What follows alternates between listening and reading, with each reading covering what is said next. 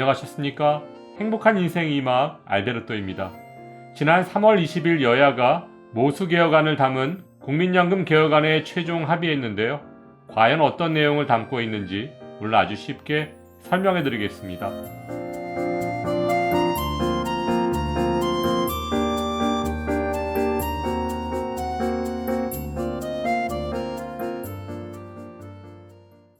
여야가 지난 20일 국민연금 모수개혁안에 합의해서 국회 본회의를 통과했는데요. 이번 연금개혁은 지난 1988년 국민연금 제도가 도입된 이후 1998년, 2007년에 이어 세 번째 연금개혁입니다. 이번 연금개혁 합의안의 내용을 5가지로 나눠서 설명드리면, 연금개혁 합의안 첫 번째는 보험료율의 인상입니다.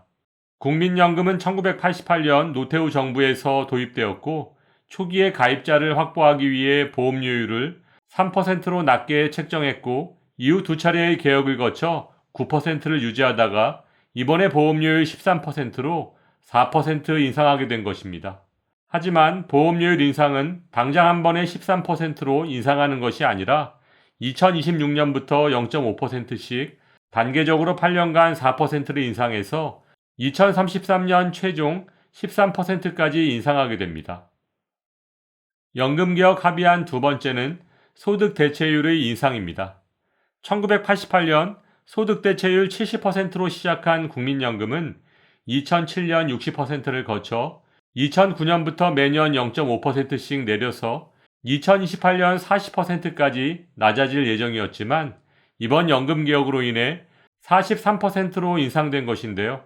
이번 소득 대체율의 인상은 보험료율과는 달리 순차적 인상이 아닌 2026년부터 43%로 일시에 인상하게 되고, 소득 대체율 1%당 약 3만 원 정도의 노령연금 인상 효과가 있을 것으로 예상됩니다. 연금개혁 합의안 세 번째는 출산 크레딧의 확대입니다. 현행 연금 체계는 둘째 자녀부터 연금 가입 기간을 추가로 인정했지만, 이번 합의안으로 인해 첫째 자녀부터 12개월의 가입 기간을 인정받을 수 있게 되었는데요. 첫째, 둘째는 각각 12개월이고 셋째 이상 자녀부터는 한 명당 18개월씩 추가 인정되고 최대 50개월의 상한도 폐지됩니다. 또한 이번 연금개혁 합의안은 2026년 1월 1일 이후 출생한 자녀부터 적용됩니다. 연금개혁 합의안 네 번째는 군복무 크레딧의 확대입니다. 기존에는 군복무를 마친 국민연금 가입자가 노령연금 수급권을 취득할 때 6개월의 가입기간을 추가 인정했으나 2026년 1월 1일 이후 전역하는 사람부터 최대 12개월까지 가입기간을 인정받을 수 있도록 변경됩니다. 연금개혁 합의안 다섯 번째는 국가지급보장 명문화입니다. 국민연금 제도에 대한 국민 신뢰 제고를 위해 국가가 국민연금의 안정적, 지속적인 지급을 보장하고 필요한 대책을 수립하도록 명문화됩니다. 지금까지 연금개혁 합의안 내용을 정리해드렸는데요. 이번 합의안의 부족한 부분인 기초연금, 퇴직연금을 포함한 구조개혁에 대한 부분은 국회연금개혁 특별위원회에서 논의하게 되는데요. 연금개혁 특위는 총 13명으로 국민의힘, 민주당 각 6명, 비교섭단체 1명으로 구성되며 위원장은 국민의힘에서 맡게 됩니다. 참고로 연금개혁 특별위원회의 활동기간은 2025년 12월 31일까지이고 필요시 연장할 수 있습니다. 아무튼 이번 연금개혁으로 국민연금 기금 소진 시점이 당초 예상보다 늦춰지게 되었는데요. 현행 보험료율 9%, 소득 대체율 43%가 유지될 경우 국민연금 기금은 2041년 적자로 전환돼서 2056년 완전히 소진될 것으로 예상되었지만, 이번 보험료율 13%, 소득 대체율 43% 합의안의 통과로 인해 기금 소진 시점은 15년 늦은 2071년이 될 것으로 보건복지부는 전망하고 있습니다. 하지만 재정 안정을 중시하는 사람들은 이번 모수개혁만으로는 재정 안정을 담보하긴 어렵다며 자동 조정장치 등 추가 장치가 필요하다고 주장하고 있고, 이렇게 그동안 말도 많고 탈도 많았던 모수개혁이 합의된 상황 속에서 이제 앞으로 진행될 구조개혁에 관심이 집중되고 있는데요. 최근 국책연구기관인 KDI에서 발표한 기초연금 산정 방식 개편 방향 보고서의 주된 내용을 정리해보면 첫째, 노인의 70%는 너무 많다. 받는 사람을 줄이자. KDI에서는 기초연금 선정 기준을 현재의 소득 하위 70%에서 전체 인구의 기준 중위 소득 대비 일정 비율로 바꾸자고 제안하고 있습니다. 그 이유로는 상대적으로 노후 준비가 잘 되어 있는 1960년대생 이후 출생자들이 노인 인구로 유입되면서 노인 빈곤율이 현재 40%에서 2050년 30%대, 2070년 20% 초반대에 도달할 것이라는 분석을 제시하고 있고, 이렇게 노인 세대가 점차 부유해질 건데 왜 70%나 기초연금을 계속 줘야 하냐는 것이고, KDI에서는 이와 같은 근거를 내세워 기초연금 수령 기준을 점차 높이자고 주장하고 있습니다. 좀 더 자세히 설명드리면 처음엔 기초연금 수급 대상을 중위소득 100% 이하의 경우로 설정하되 점진적으로 50% 이하 수준으로 조정하자는 것인데요. 기준 중위소득으로 설명드리니까 내용이 좀 어려우시죠?